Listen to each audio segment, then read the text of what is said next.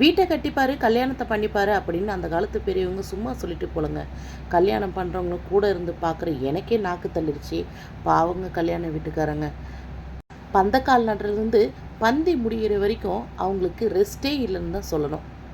நானும் 2 புள்ளைய பெத்து வச்சுருக்கேன். என்ன ஆனாலும் கல்யாணம் மட்டும் நம்ம பண்ணக்கூடாது அப்படின்ற முடிவில் வந்துட்டேன். பிகாஸ் அவ்வளோ வேலை. வந்தவங்கள நிறைய பேர் கவனிக்க முடியல.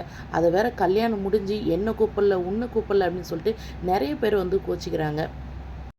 ஸோ கல்யாணத்தில் வந்து பார்த்திங்கன்னா எல்லாருக்குமே வேலைப்பாடு இருக்கும். எல்லாரையும் வரவங்களையும் வான்னு சொல்லிட்டு இருக்க முடியாது. நீங்கள் தான் வந்து பார்த்திங்கன்னா இருக்கிறவங்க சுச்சுவேஷனை புரிஞ்சுக்கணும். அண்ட் என்னால் முடிஞ்ச வரைக்கும் கல்யாணத்துக்கு வந்த எல்லாரையுமே ஸ்டேஜில் நின்று இது வந்தம்மா யாருக்கு தெரியுதா, நான் தாங்க, கண்டிப்பாக சாப்பிட்டு போங்க அப்படின்னு சொல்லிட்டு சொன்னேன்.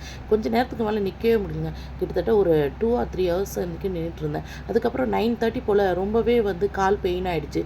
ஸோ டிஜே எல்லாம் பார்த்துட்டு ஆட்டெல்லாம் போடாமல் ஒரு ஓரமாக போய் உட்காந்து 11 மணிக்கு